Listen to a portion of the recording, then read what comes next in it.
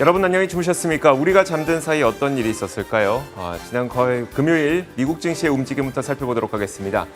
자, 지난 금요일 미국 증시는 혼조세로 마감이 됐습니다. 다우와 S&P 500 지수는 소폭 상승, 나스닥 지수가 소폭 하락 이렇게 마감이 됐는데 다만 그 에버그란데 우려로 변동성이 컸던 지난 한 주 동안의 미국 증시의 움직임은 주중에 FOMC 회의 결과 덕분에 결국은 소폭 상승권에서 3대 지수 모두 마감을 할 수가 있었습니다.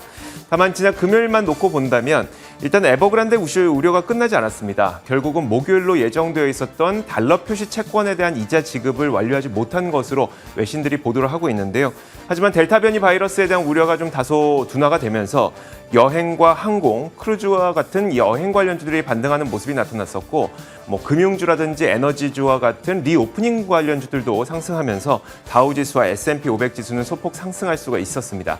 다만 나이키가 실적 발표를 하면서 공급망 이슈가 불거졌고요. 나이키는 다우지수와 S&P 500 지수에 모두 포함되어 있기 때문에 나이키가 급락하면서 다우지수와 S&P 500 지수의 상승 탄력이 다소 둔화되는 그런 모습은 나타났습니다. 자, 여기에다가 중국에서는 모든 암호화폐와 관련된 행위를 불법으로 규정하겠다고 선언을 하면서 기술주들에 대한 투자 심리가 다소 부진했는데 이것이 나스닥 지수의 약간의 그 소폭의 약세로 마감시키는 그런 원인이 됐습니다. 자, 지난 금요일 시장의 큰 줄기 흐름은 이랬고요. 자세한 내용들은 어떤 것들이 있었는지 자세한 마감 시황은 전채린 캐스터가 전해드리겠습니다. 네, 지난주 금요일 미국 증시 마감 상황 정리해드리도록 하겠습니다. 지난주 내내 큰 변동성을 보이면서 움직였던 미국 증시가 금요일만큼은 다소 소극적인 움직임을 보였습니다. 에버그란데 부도 위협에 따른 폭락, 그리고 이어진 반등에 따른 피로감이 누적된 모습이었는데요. 그러다 보니까 3대 지수는 모두 보합권 수준에서 거래를 마친 가운데 나스닥 지수만이 소폭 하락한 채 거래를 마쳤습니다. 이렇게 기술주들이 오늘 이날장에서 유난히 위축됐던 주된 소식으로는 중국의 가상자산 불법화 소식을 꼽아볼 수가 있겠는데요. 중국 인민은행이 앞으로 모든 암호화폐 관련 행위를 불법으로 규정하면서 가상화폐의 유통과 사용, 교환은 물론이고 이 관련 서비스를 제공하는 것 역시도 금지가 됐습니다. 비트코인의 가격은 그러면서 5%가량의 약세를 보였고요. 기술주 전반으로 그 하방 압력이 옮겨가는 모습이었습니다. 한편 그 밖에도 바이든 행정부가 이번 주 연방정부 셧다운 가능성을 언급하면서 이 미국 내 정치적 불확실성 역시도 커지고 있는 상황입니다. 하원에서는 부채 한도 유예 법안을 통과시켰지만 상원에서 이 법안을 통과시켜줄지 그 여부가 불확실한데요. 바이든 행정부 들어 첫 번째 셧다운 사태 위기에 들어있다 보니까 증시로의 악영향에 대한 우려 역시도 커지고 있습니다. 다음으로는 금요일장 특징주들 흐름도 확인해 보도록 하겠습니다. 금요일 시장에서 가장 큰 관심을 받았던 종목은 뭐니 해도 나이키를 꼽아봐야겠습니다. 내년도 회계년도 실적 전망을 하향 조정한 데 따른 실망감에 6%가량 급락으로 거래를 마쳤는데요. 베트남 생산 중단이 장기화되고 노동력 부족, 또 운송 지연 역시도 장기화되면서 매출 전망치를 기존의 두 자릿수 성장 대신에 한 자릿수 중반대로 낮추면서 우려를 키웠습니다. 거기다가 더해 이날 발표한 실적마저도 예상치를 하회하면서 실망감이 더욱이 커졌습니다.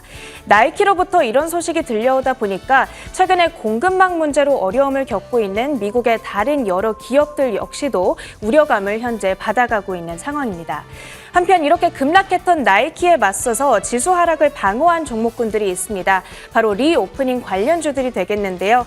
카니발은 이날 호실적을 발표한 이후에 3%가량 상승한 채 거래를 마쳤고 또 그 밖에 기타 크루즈 및 항공 관련주들 모두 동반 상승으로 거래를 마쳤습니다. 마지막으로는 이번 한 주간의 증시 전망까지 확인해 보도록 하겠습니다.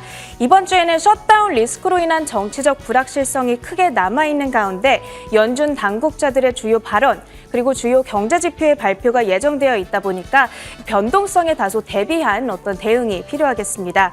우선 당장 오는 27일은 낸시 펠로시 하원의장이 1조 달러 규모의 인프라 법안을 표결에 붙이겠다고 공언한 시점이 되겠습니다. 데드라인이 되겠는데 그렇지만 현재 민주당 내에서 이 온건파와 진보파 간의 의견 차이로 인해서 과연 표결 진행이 매끄럽게 이뤄질 수 있을지는 미지수가 되겠습니다. 또 다른 이슈로는 오는 1일 연방정부 셧다운 가능성을 들어봐야겠습니다. 부채 한도 요예 방안이 상원 문턱을 넘지 못할 가능성 현재 적지 않게 제기되고 있습니다. 만약 실제로 셧다운이 이뤄진다면 지금 당장 시장으로의 큰 악영향보다는 연방정부의 업무가 중지되다 보니까 부채 한도에 대한 협상이 더욱 어려워질 수가 있겠습니다. 그렇기 때문에 점진적으로 시장에 큰 혼란이 야기될 수 있겠다는 부분에 대비해 봐야겠습니다. 그 밖에 이번 주 발표되는 주요 경제 지표로는 내구재 수주, 그리고 2분기 미국 GDP 확정치, 그리고 제조업 PMI 지수까지 주목해 보셔야겠습니다. 미국 증시 마감 상황 정리해드렸습니다.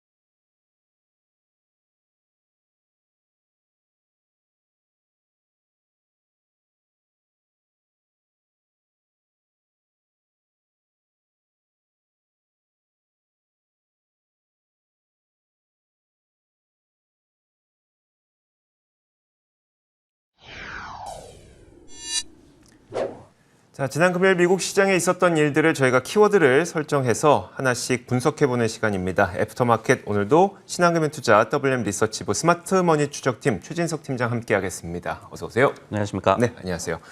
자, 첫 번째 키워드부터 공개하겠습니다. 첫 번째 키워드 만나보시죠. 자, 첫 키워드는 이겁니다. 고속 테이퍼링이라는 키워드를 만들어 주셨는데 어떤 의미일까요? 네, 이제 지난주에 FOMC를 통해서 미국 연준이 이르면은 11월 달에 테이퍼링을 발표할 것임을 시사를 했죠. 네. 근데 이제 시장에 대한 충격은 사실 미미했습니다. 왜냐면은 기존에 예상했던 것과 그다지 다르지 않았기 때문이었는데요.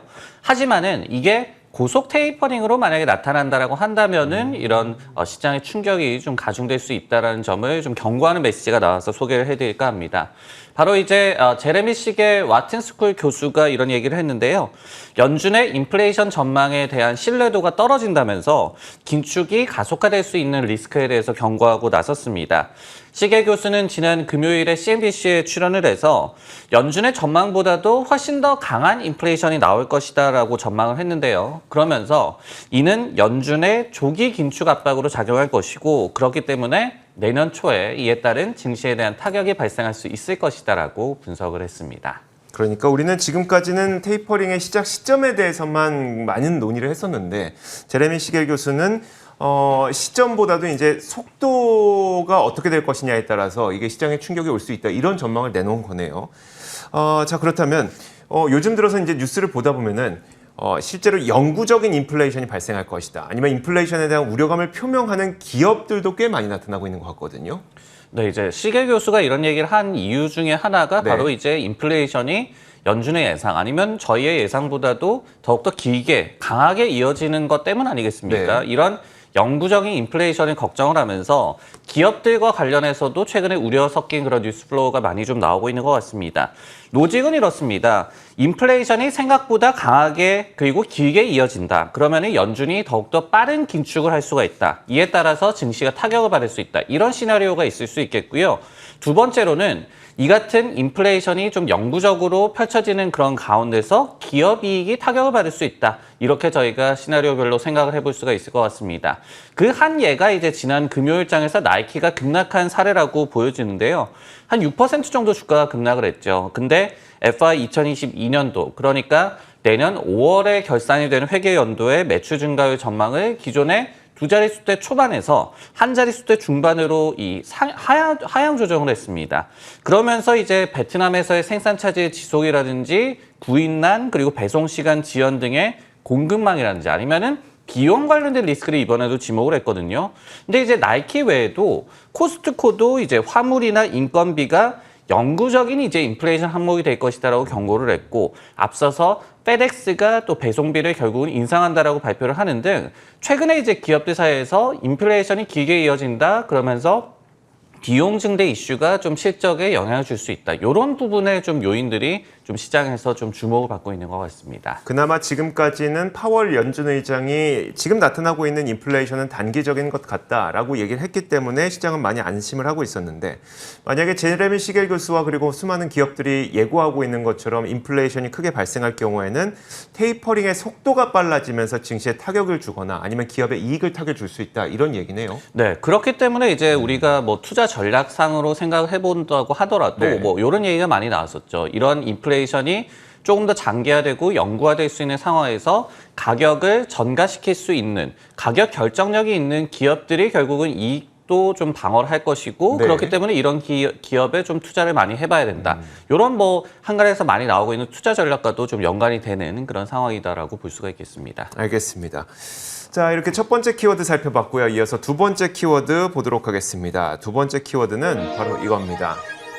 조금 가볍게 가볼까요? Friday night. 이 단어 하면은 많은 분들이 이제 열광의 금요일 밤, 우리는 말로 뭐 불금 이 정도로 생각하실 텐데, 자, 테슬라가 지난 금요일 밤에 많은 사람들이 열광할 만한 발표를 했습니다. 바로 FSD 베타 버튼을 공개를 한 건데요. Full Self Driving 베타 버튼을 공개한 겁니다. 자, 지난주 금요일 밤에 테슬라가 완전 자율주행 시스템의 베타 버전인 이 일명 FSD 베타 버튼을 공개를 했습니다. 이게 왜 버튼이냐면, 이 버튼을 한 번만 누르면 테슬라 차량의 운전자들은 업그레이드된 자율주행 베타 버전의 소프트웨어를 이용할 수 있기 때문에 버튼이라고 일명 많은 분들이 얘기를 했었는데요. 자, 이번에 업그레이드된 이 FSD 기능은 스스로 차선을 변경할 수 있는 기능과 복잡한 도심지에서의 자율주행 기능, 이 도심지에서의 자율주행이 굉장히 힘들죠. 왜냐하면 신호등도 많고 도발 변수도 많고 차선이 없는 곳들도 많고 이러다 보니까 굉장히 힘든데, 이런 기능이 또 들어갔다고 합니다. 고속도로 내비게이션 기능, 또 스스로 주차하는 기능, 주차장에서 차주에게까지 스스로 자동차가 빠져나오는 이런 기능들도 포함이 됐다고 합니다. 물론 이번 소프트웨어는 여전히 논란의 중심에 서 있습니다. 미국 교통안전당국에서는 운전자들의 안전이 확보되지 않은 상태에서 베타 버전 소프트웨어를 출시한 것에 대해서 우려의 목소리를 높이고 있고요. 또 주행 보조 시스템이 안전상의 문제가 없는지에 대해서도 조사를 하고 있기 때문에 여전히 논란의 중심이 있긴 한데, 그럼에도 불구하고 이 FSD 베타 버전은 오래전부터 예고된 것이기 때문에 많은 테슬라의 팬들과 투자자들이 기다려왔던 내용이라 많은 사람들이 이번 버튼의 공개를 좀 반갑게 받아들였습니다. 최근 테슬라의 주가가 슬금슬금 다시 올라가고 있죠. $700 후반대까지 올라오고 있는데, 이는 단순히 이제 FSD만의 영향은 아닌 것으로 보여요. 최근에 좋은 소식들이 있습니다. 자, 몇 가지 좀 정리해보면, 지난 1월부터 9월까지 중국 상하이 공장에서 9개월간 테슬라 상하이 공장에서 생산된 차량의 수가 30만 대라고 합니다. 상하이 공장은 연간 생산량이 45만 대이기 때문에 전 세계적으로 자동차 기업들이 차량용 반도체 부족 현상 때문에 생산을 못하고 있는 것에 비해서 연산 45만 대가량의 상하이 공장에서 30만 대를 9월까지 생산했다. 이건 굉장히 긍정적으로 평가가 되고 있고요. 또 한 가지가 일론 머스크는 지난 금요일에 현재 공사가 진행되고 있거나 아니면 계획되고 있는 이 반도체 공장들을 감안을 해봤을 때 내년이면 자동차 차량용 반도체 이 쇼티지는 끝날 것이다, 이렇게 얘기를 하기도 했습니다. 자, 어느새 이제 테슬라의 주가는 $700 후반대까지 상승했거든요. 최근 테슬라의 목표 주가에 대한 월가의 시각이 어떻게 좀 좋아지고 있는지 궁금한데요. 네, 이제 시킹알파에서 집계를 하기로는 지난 한 달간의 테슬라 주가가 9.3% 정도 상승을 했더라고요. 네. 전체적인 시장 흐름과 비교를 해보더라도 굉장히 좀 양호한 흐름이고, 그리고 이렇게 좀 개선된 주가 흐름만큼 목표 주가도 조금은 좀 상향 조정되고 있는 그런 움직임이 감지가 되고 있습니다. 이 마켓비트라는 웹사이트에서 집계한 바에 따르면요, 한 달 전에 테슬라에 대한 목표 주가가 596.17달러였는데 이제 612.59달러로 좀 개선이 됐습니다. 다만 이제 한 달 전과 비교해서 매수 의견은 14개에서 13개로 하나 줄어든 그런 모습이 나오고 있고요. 실제로 이제 최근에 나왔던 어떤 투자 의견 상으로도 다소 좀 이 엇갈린 의견은 여전히 좀 우리가 볼 수가 있는데요. 최근에 이제 자문사죠. 튜더 피커링 홀트라는 기관에서 매도 커버리지를 게시를 했는데 현재 밸류에이션이 다소 좀 과도하고, 그리고 4단계 자율주행을 과연 잘 할 수 있을지에 대한 불확실성이 남아있다. 그리고 전기차 시장의 경쟁이 심화가 되고 있다라면서 경계론을 펼치기는 했는데요. 반면에 이제 모건 스탠리 같은 경우에는 최근에 루시드 모터스에 대해서 좀 경계론을 펼치면서 비중 축소 의견을 유지를 했습니다. 그러면서 GM과 이 테슬라 등에 대해서는 여전히 탑픽이다, 섹터 내에서 가장 선호한다라고 밝힌 바가 있기 때문에 역시 이제 주가가 오르면서 후행적으로 목표 주가가 조금씩 오르고 있고, 그리고 지금 시장에서 아직까지는 그래도 좀 믹스드된 그런 의견들이 좀 감지되고 있는 것 같습니다. 알겠습니다. 원래 기업에 대한 투자 의견은 기관마다 서로 다를 수밖에 없는 게 당연한 자본시장의 논리인 것 같고요. 그러다 보니까 매도 의견도 있고 매수 의견도 있고, 자, 이런 가운데 밸류에이션을 얼만큼 주느냐에 따라서 이걸 또 매수로 볼 수도 있고 매도를 볼 수도 있는 거기 때문에 의견은 상당히 엇갈리고 있는 가운데, 어쨌든 평균적인 목표 주가는 조금 상향 조정됐다는 것만은 분명한 사실이긴 하네요. 네, 그렇습니다. 물론 이제 목표 주가는 사실 이제 기업의 주가를 보고 좀 애널리스트들이 올리는 경향도 있습니다. 네네. 하지만은 지금 내려가는 것보다는 올라가는 게 당연히 낫겠죠. 알겠습니다. 자, 이렇게 두 번째 키워드까지 살펴봤습니다. 이어서 세 번째 키워드 공개하도록 하겠습니다. 자, 세 번째 키워드는 이겁니다. 믿는 황소의 발등이라고 말씀하셨어요. 어떤 내용일까요, 이게? 네, 이번 주에 이제 메모리 업체인 마이크론 테크놀로지가 실적을 발표할 예정이거든요. 근데 이제 복수의 IB가 이 회사에 대해서 목표 주가를 하향 조정을 하면서 경계론을 제시를 했습니다. 근데 이제 목표 주가를 하향 조정한 기관들이 부울 진영, 그러니까 황소, 강세론 진영에서 이런 목표 주가 하향을 단행했기 때문에 조금 발등을 찍었다, 이렇게 표현을 해봤는데요. 네네. 우선 JP모건에서 비중 확대 의견을 유지를 하기는 했지만은 목표 주가를 140달러에서 100달러로 대폭 하향 조정을 했습니다. 그러면서 이번 주에 발표될 실적은 기존에 이 동사가 제시했던 가이던스에 부합을 할 것이다. 하지만은 당분기에 대해서는 보수적인 가이던스를 제시를 할 것으로 예상한다라고 분석을 했습니다. 다만 이제 내년 중반 이후에 메모리 가격 트렌드가 개선되기 이전에 다음 분기와 그리고 내년 초에 디램 업황이 다소 좀 악화가 될 수 있다라고 경고를 또 했습니다. 키뱅크라는 IB에서 역시도 비중 확대 의견을 유지를 했지만요. 목표 주가는 120달러에서 110달러로 소폭 하향 조정을 했는데요. 그러면서 역시 실적은 비트가 예상이 된다. 하지만은 가이던스가 다소 좋지 않을 것이다라고 분석을 했습니다. 아무래도 메모리 반도체 비중이 큰 기업 입장에서는 메모리 가격이 내려가냐 높아지냐가 가장 매출과 이게 방향을 결정짓는 중요한 요소가 될 것 같은데, 그렇다면 네. 메모리 가격의 전망은 어떨까요? 높아지는 전망일까요? 낮아지는 전망일까요? 실제로도 지금 보면은 주요 기관에서 메모리 가격에 대해서는 최소한 올 4분기에는 좀 보수적으로 보고 네네. 있습니다. 예를 들어서 디램 가격 같은 경우에는 트렌드포스, 유명한 기관이죠. 지난 9월 22일에 전망을 제시한 것을 참고를 하더라도 QOQ 기준으로 3에서 8% 정도 하락할 것으로 예상을 하고 있고요. 특히 이제 노트북 수요가 좀 둔화할 것으로 예상이 되면서 PC용 디램에 대한 가격은 5에서 10% 정도 하락할 것으로 예상이 되고 있고, 그리고 서버용 같은 경우에도 이 트렌드포스에서는 올해 처음으로 하락할 것으로 예상을 했습니다. 보합도는 최대 5% 하락을 점쳤습니다. 그러면서 이 기관에서 얘기를 한 것이 서버용 디램 같은 경우에는 재고 수준이 좀 높다라는 점을 가격을 좀 보수적으로 전망하는 이유로 꼽았습니다. 참고로 이제 마이크론 같은 경우에는 9월 28일에 8월 분기 실적을 발표를 하는데요. 시킹알파 집계에 따르면요, 지난 석 달간의 EPS에 대한 전망치 상향이 24건, 하향이 단 한 건에 그쳤습니다. 그렇기 때문에 이번 실적, 그러니까 지난 분기 실적은 다른 IB들의 의견이나 이런 전망치의 변경 이 추이를 보더라도 굉장히 좋을 것으로 예상이 되고 있는데 가이던스에 대해서 보수적으로 보고 있는 것. 실제로 4분기에 디램이나 메모리 가격에 대해서도 보수적인 전망이 좀 지배적인 것. 이런 것 때문에 결국은 가이던스와 그리고 경영진의 업황에 대한 코멘트가 이번 마이크론 실적에서 좀 가장 관심을 받을 것으로 예상이 됩니다. 그럼 이제 시점은 정확하게 우리가 공통 일치시킬 수는 없겠습니다만 당분간은 메모리 시장의 그러니까 메모리 가격은 좀 이렇게 빠르게 올라가는 건 아닐 수 있다라는 게 뭐 대부분 이제 월가의 시각인 것 같네요. 네, 일단은 4분기에는 그래도 좀 보수적으로 보는 것이 맞다라고 기관들에서는 얘기를 하고 있고요. 네네. 물론 뭐 예상과 달리 수요가 굉장히 좀 계속해서 뭐 연말까지도 네네. 유지가 되고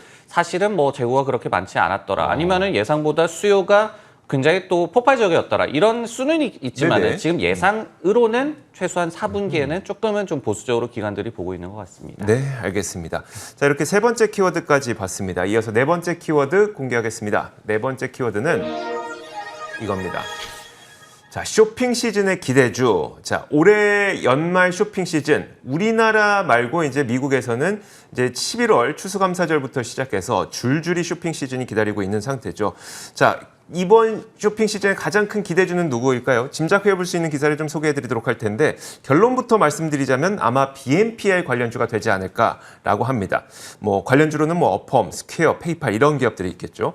자, 조금만 있으면 이제 본격적인 연말 쇼핑 시즌이 미국에서 시작이 됩니다. 11월 초 추수감사절 시작으로 뭐 블랙 프라이데이, 사이버 먼데이, 크리스마스 자, 이렇게 쇼핑 시즌의 가장 핫한 그 시즌이 펼쳐지게 될 텐데 자, 대형 유통업체들이 본격적인 쇼핑 시즌을 앞두고 한 달여 전부터 미래 준비에 들어갔는데 올해 가장 큰 특징은 이거라고 합니다. 여기 보시면은 기존까지 했던 이 레이어웨이라는 서비스가 있습니다. 기존 유통업체들이 사용했었던 서비스였는데 이 레이어웨이라는 서비스를 줄이고 BNPL 서비스를 확대하고 있다는 건데요. 자, 그럼 이 레이어웨이 이게 무슨 서비스냐? 우리말로 표현하면 예약 구매 정도가 됩니다. 우리에는 없죠. 왜냐하면 우리는 할부를 이용할 수가 있으니까 없는데 미국에는 이 서비스가 굉장히 활발하게 이용이 됐었다고 합니다. 특히 이제 쇼핑 시즌이에요. 예약 구매가 뭐냐면 상품 값을 일부만 내고 구매 예약을 한 뒤에 잔액을 모두 지불하면 이 상품을 받을 수 있는 그런 서비스라고 하는데 할부를 이용할 수 있는 미국 사람들이 그렇게 많지 않다 보니까 미국인들은 본격 쇼핑 시즌을 앞두고 한 달 전쯤에 미리 구매할 만한 상품을 정해놓고 선금을 내기 시작해서 돈을 갚아 나갔다고 합니다. 그래서 본격적인 쇼핑 시즌에 내가 그러니까 상품을 받고 싶으면 그 기간 동안 돈을 갚아서 지불을 완료하게 되면 상품을 받을 수 있는 그런 서비스를 예약 구매 서비스로 이용을 했었는데 하지만 이제 BNPL 서비스가 확대가 된다면 그럴 필요가 없어집니다. 제품을 구매하고 할부 형식으로 나중에 돈을 갚아도 되기 때문에 유통업체들의 입장에서도 기존까지 썼던 예약 구매 서비스보다는 BNPL을 활용하게 되면 훨씬 더 많은 사람들이 충분히 더 많은 그 구매를 할 수가 있는 거거든요.